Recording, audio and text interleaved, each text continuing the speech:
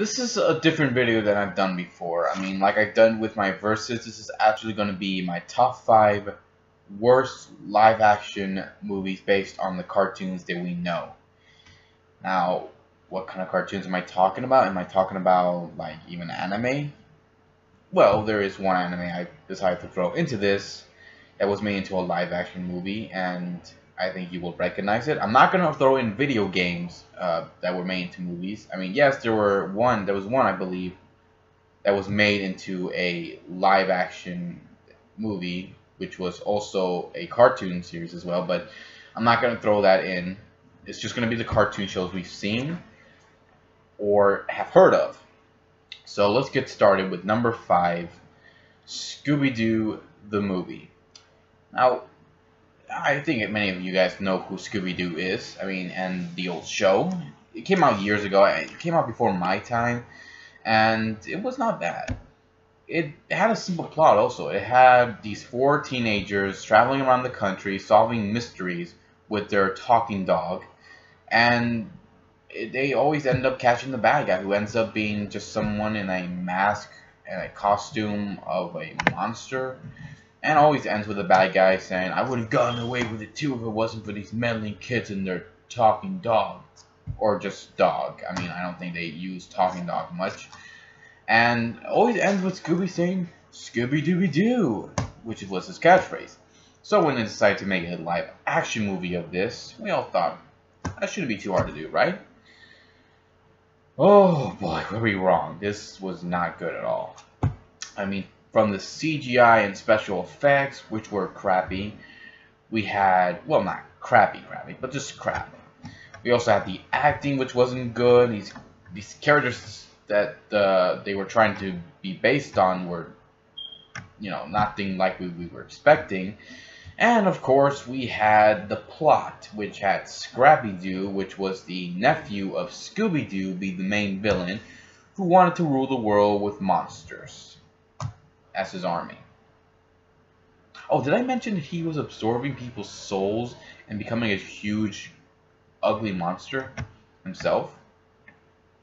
Yeah. I don't know. I guess they thought that time was a good idea, but it really wasn't. It was horrible. They got a lot of negative reviews, and it just wasn't good. They did make a sequel, but that's only because we gave this movie a lot of money in the box office. So of course they made a sequel, which was just as scrappy as the first, maybe even more. But it's not the worst of the worst. We're getting there. Let's go with number 4, which is Inspector Gadget. Now, I know a lot of people probably have never seen the show before. For those who have, then you remember the show. It was not bad. It had a cool, catchy theme song that pretty much gets addictive as many times as you hear it. We also have a cool villain, Dr. Claw, who we never got to see his face. We never saw his face. He always kept in the shadows. I mean, he always had that picture that covered his body. The only part we would see was his arm with the claw, the metal claw.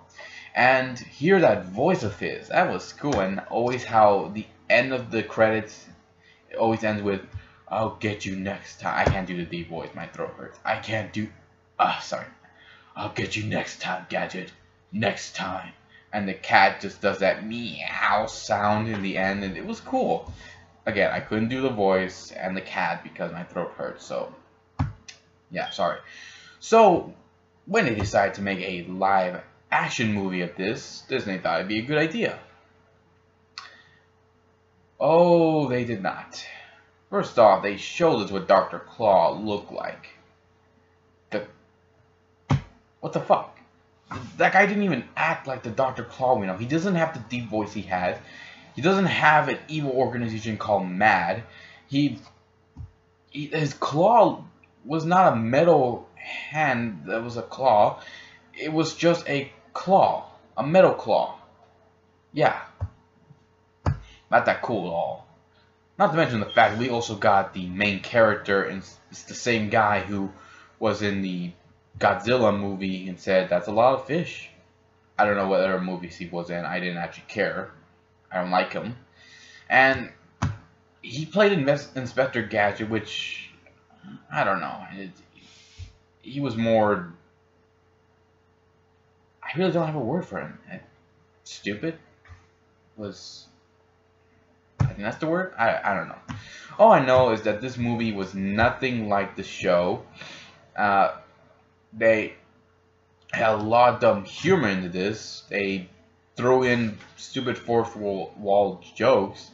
And I think the worst one of this was not the fact that they got a redhead to play Penny, who was a blonde.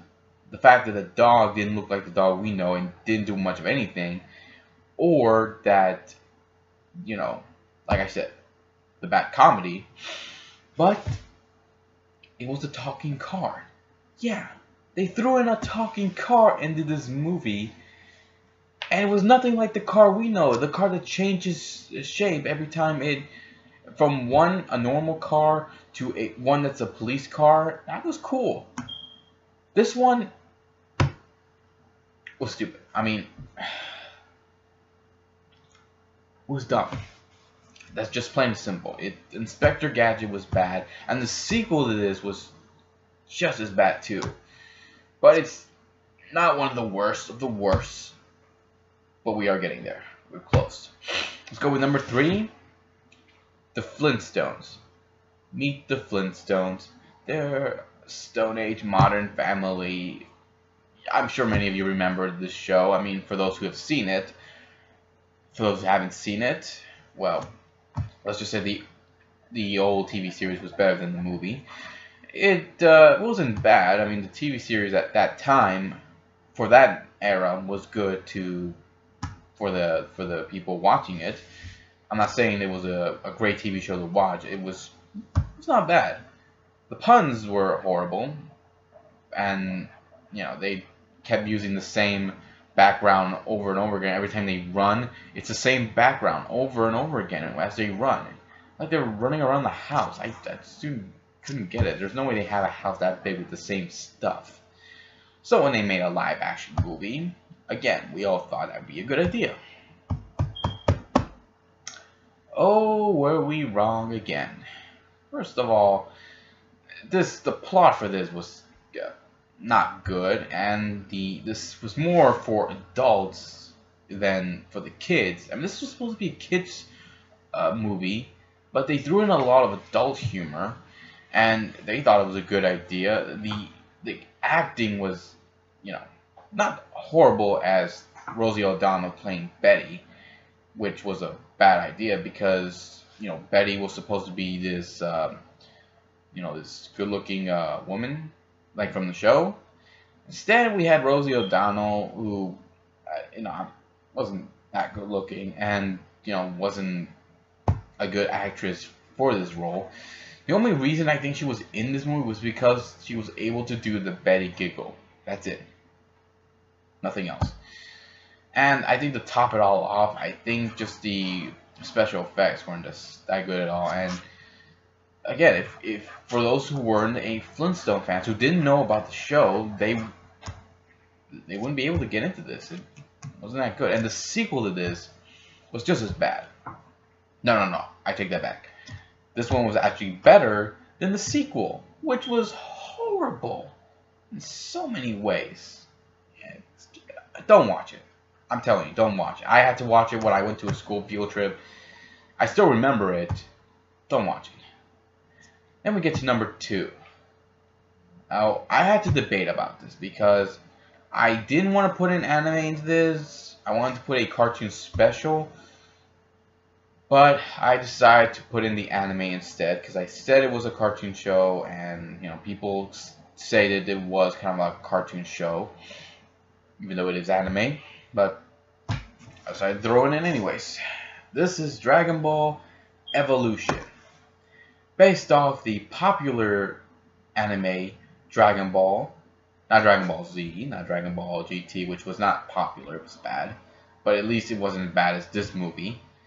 This movie was a load of crap.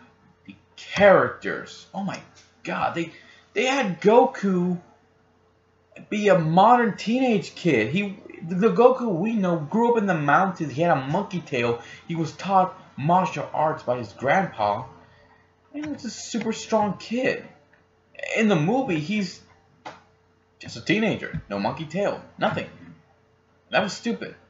And the fact that he knows Chi-Chi, who's the same school he goes to, was dumb as well. And none of these characters acted like the ones we know from the show. Even Master Roshi! Master Roshi! Yeah, he was a bit of a pervert, but hell, he kicked ass whenever he bulked up and did the Kamehameha wave. That was cool.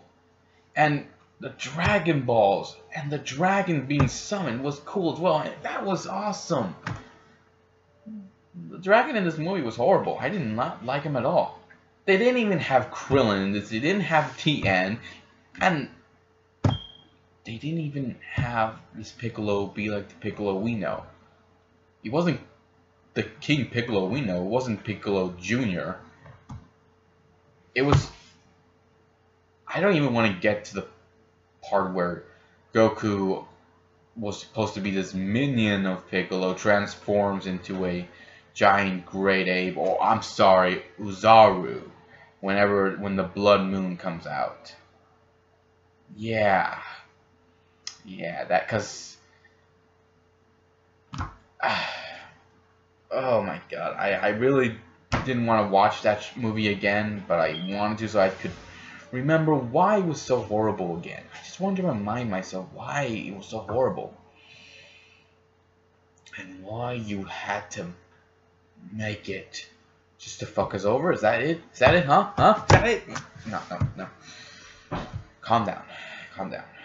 Let's get through this. We still got one more left. Number 1. The Last Airbender.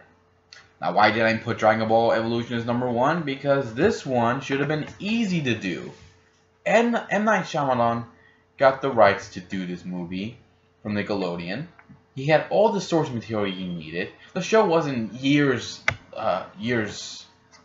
ago while he was making this movie. The show ended about not even long ago, and he was making the movie, and we were all looking forward to it because it was still popular, and we all wanted to see how good this movie was going to be.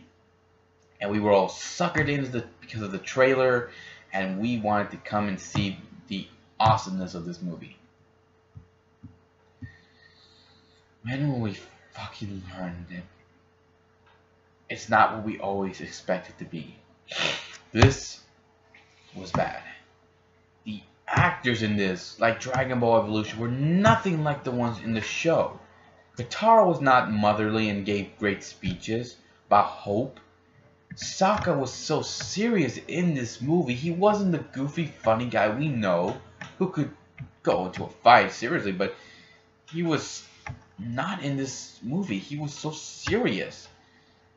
And the fact that they didn't even look like the characters we know, they didn't act like the characters we know, and the plot of this was stupid. I mean, they didn't put in the Kyoshi warriors, Suki, Bumi, and all the other characters that were added into this movie. They didn't even put in June and her, I forgot what that thing was, but it was able to track them down anywhere they went, and its tongue could paralyze people. I forgot what it was, but yeah, they didn't add these characters into this movie.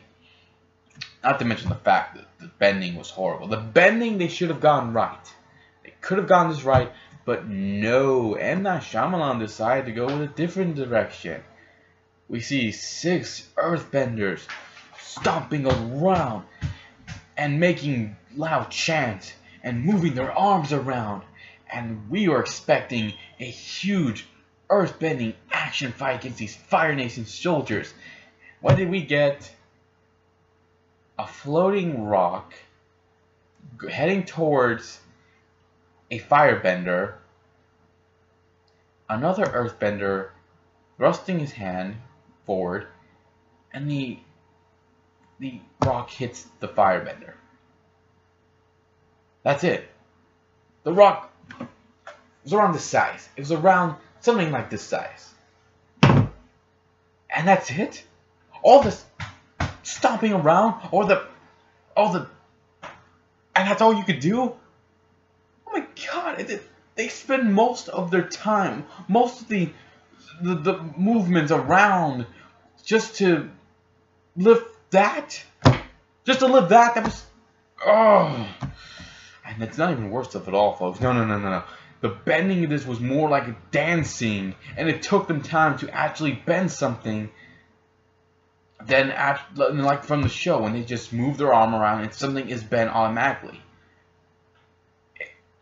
This was nothing like it. It was horrible. Just plain horrible. I cannot express my feelings of how horrible this was, how disappointing I was that M. Night Shyamalan couldn't get something simple right. He couldn't get the characters to be, like, he couldn't get the actors to play the characters right. The bending was horrible. The CGI was just as bad. And when the characters did act, it made you wonder, are they trying to act? Or are they just explaining everything, and that's it? Are they explaining or are they acting? I for the life of me could not figure that out. This was simple. M. Night Shyamalan, you should have gotten this right.